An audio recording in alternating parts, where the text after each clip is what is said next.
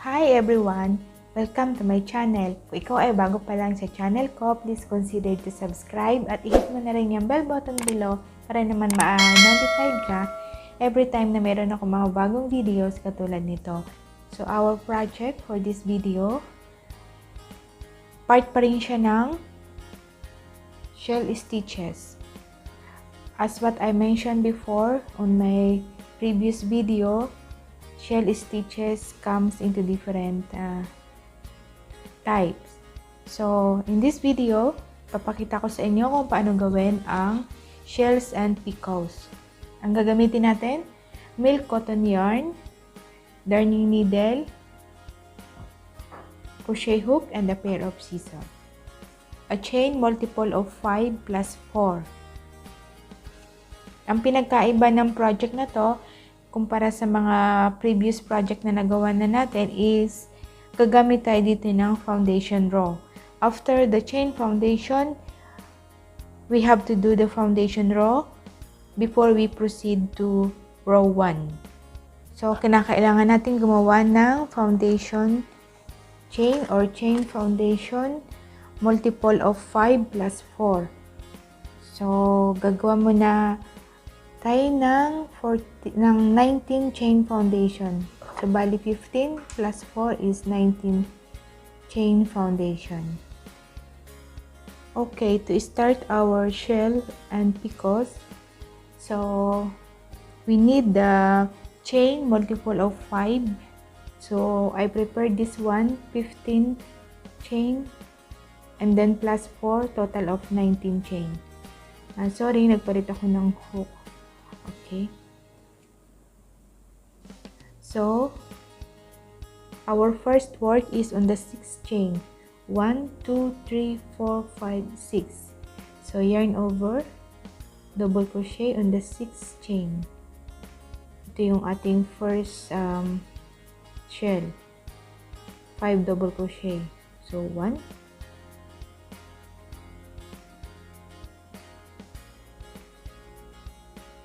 2,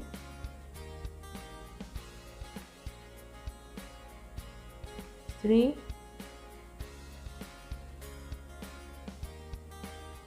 4,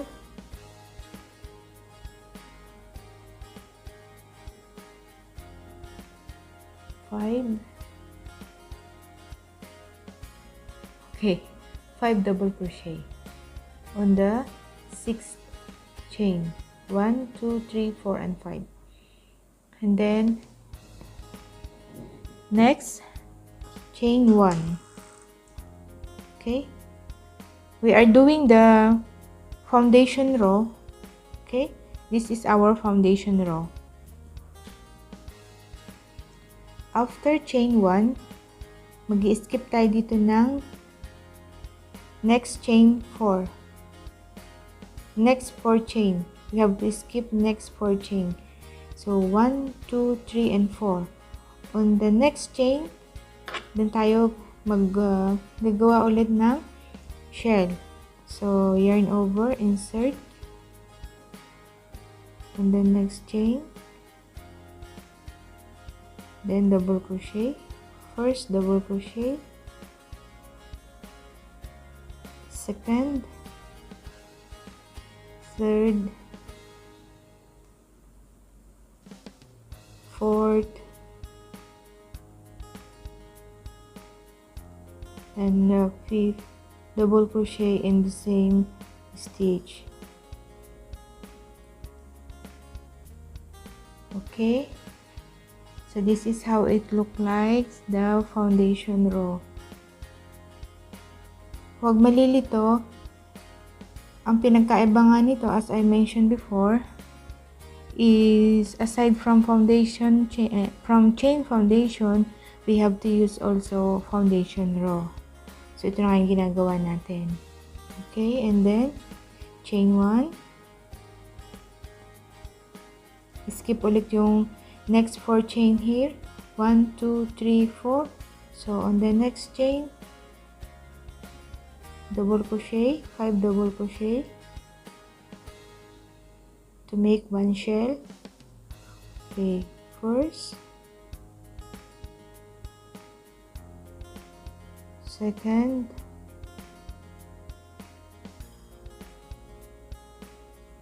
third, fourth, and the fifth double crochet in the same chain or stitch.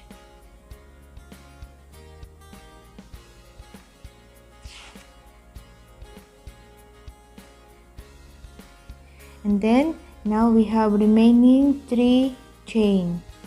Skip the 2 chain, 1, 2. So on the third chain, double crochet on the third chain. Ayan. So this is how we end up our foundation row. Now we will proceed to row 1. To do row 1, we have to do chain 5. 1, 2, 3, 4, and 5. Yan. Balik na rin natin. And then, skip 3 double crochet. Skip the first 3 double crochet. So, alin yon? Ito yon. First, second, and third. So, we were doing our single crochet on the third double crochet of the shell. Okay. And then, chain 2, 1, 2, yarn over to do the double crochet here in the chain 1 in between the shell.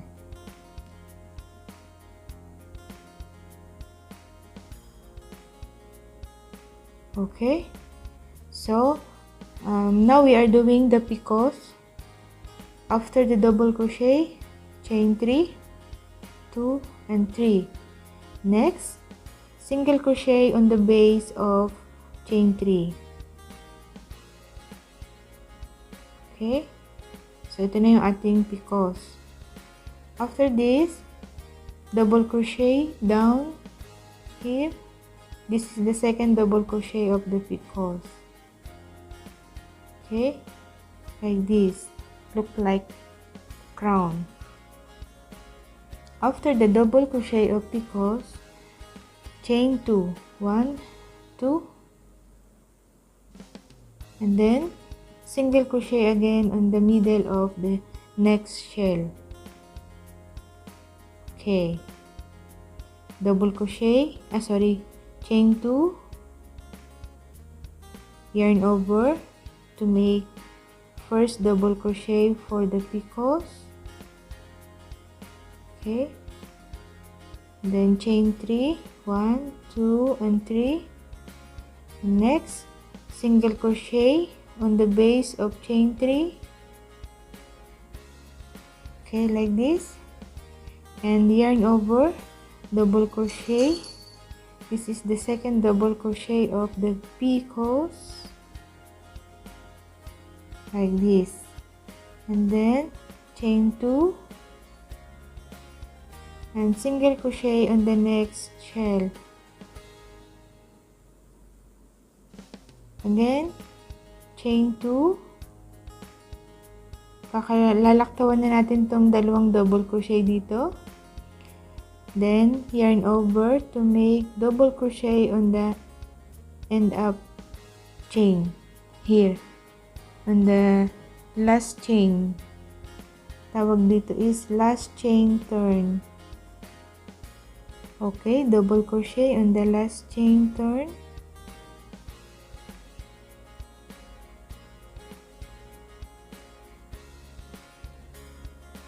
Like this. So this is how it look like, the foundation row and the first row of shells and picots. Okay, next we will move on to row 2. To do row 2 or the second row, chain 3, 1, 2, and 3, and then balik na rin,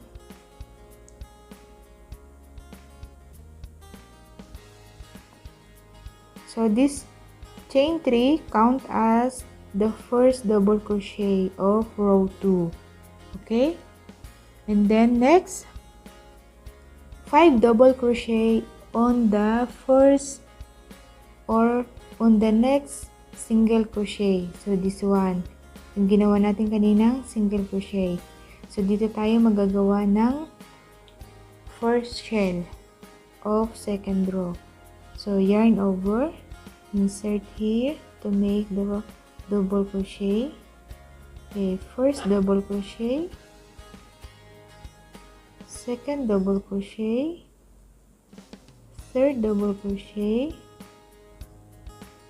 fourth double crochet, one more,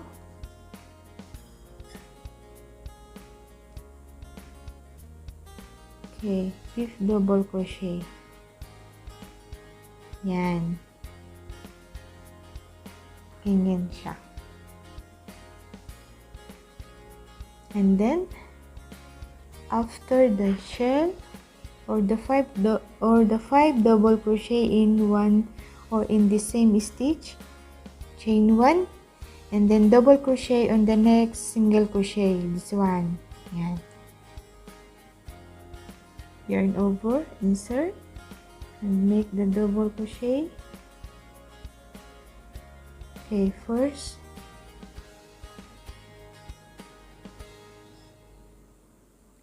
second,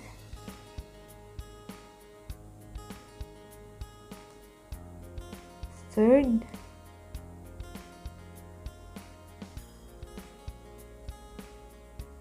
fourth, fifth double crochet. Okay, and then chain 1, make again double crochet or shell on the next single crochet here, yarn over, insert, make double crochet or the 5 double crochet to complete the shell. Second double crochet, third,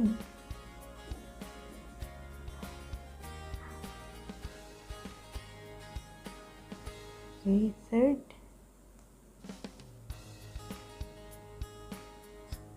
fourth, and the last, the fifth double crochet. Okay, like that. And then next, so may natitira tayo ditong 3 chain again. Skip yung dalawang chain, yarn over and make a double crochet on the turning chain here. Okay, yan, turning chain. Okay, like this.